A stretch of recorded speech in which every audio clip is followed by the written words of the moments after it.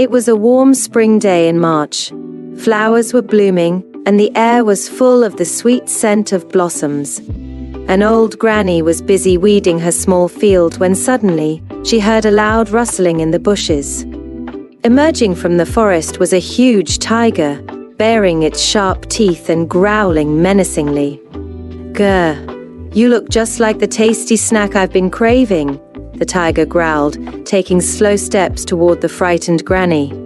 The old woman trembled, but then an idea struck her. "Oh, mighty tiger," she said, "I know you're hungry, but if you eat me now, I won't be able to enjoy the delicious red bean porridge I'm going to make this winter when the snow falls. How about you come back when it's cold, and I'll make you some warm porridge before you eat me?" The tiger, licking his lips, thought for a moment and said, "Porridge, you say? Fine, I'll wait until winter, but don't you dare forget our deal." And with that, the tiger disappeared back into the forest, leaving the granny trembling but relieved. As winter drew near, the granny grew more and more anxious. She didn't want to be eaten by the tiger, but she didn't know what to do. One day, while she sat crying in her little house, a chestnut suddenly jumped across the floor and landed in front of her. "Granny, why are you so sad?" asked the chestnut. "Oh dear, I'm sad because after I finish making my red bean porridge, the tiger will come and eat me," the granny replied. The chestnut smiled and said, "Don't worry, if you give me a bowl of that porridge, I'll help you out." The granny happily gave the chestnut a bowl of warm, sweet-smelling porridge.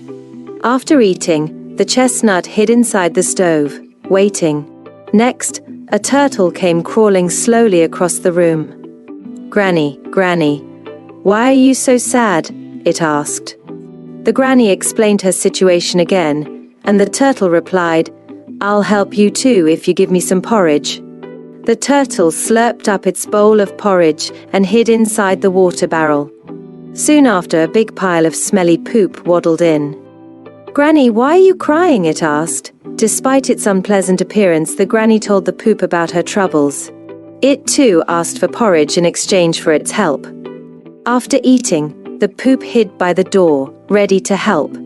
Before long, more household items came to the granny's aid.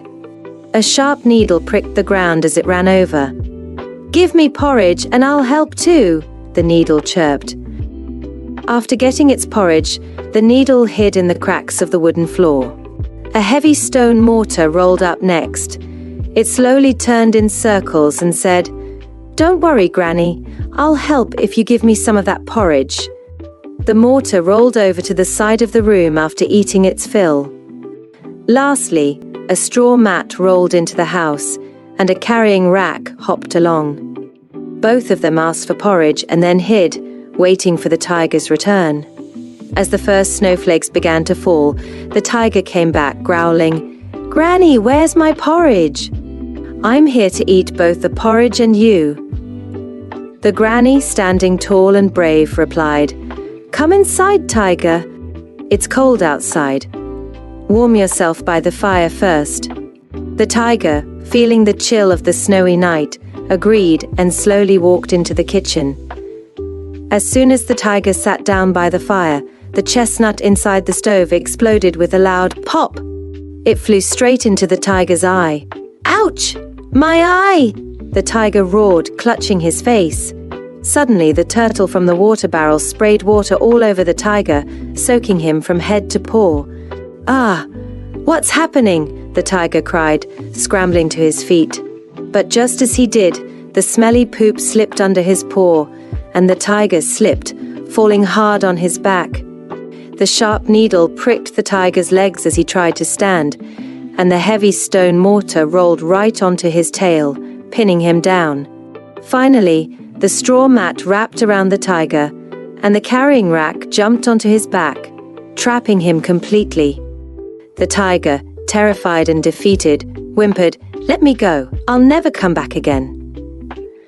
With that, the tiger wriggled free and ran back into the forest, never to bother the granny again. The granny, her heart full of joy, danced in her kitchen, knowing she was safe, thanks to her clever household friends.